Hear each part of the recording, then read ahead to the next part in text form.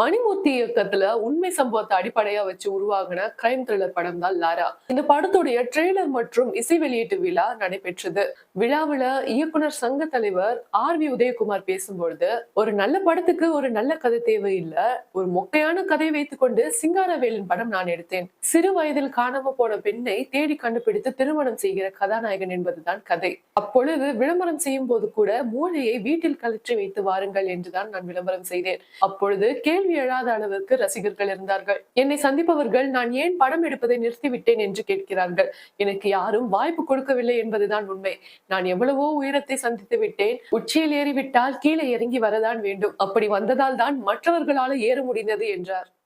நாம் படம் எடுக்க மாட்டேன்ற மாதிரி இந்த கூர்மையில ஒருத்தன் ஏறிட்டான்னா நிக்கிறது கஷ்டம். கதை இல்லாமே ஒரு படம் என்னடா பண்ணுது? அஞ்சு வயசு பொண்ணு போச்சு, அதை தேடி கண்டுபிடிச்சு கல்யாணம் பண்றதுதான் ஹீரோட வேலை அப்படின்னு ஒரு கதை செஞ்சு இந்த படத்தை பார்க்க வருவார்கள். மூளையை கழட்டி வீட்டில் வைத்து விடுவார்கள்.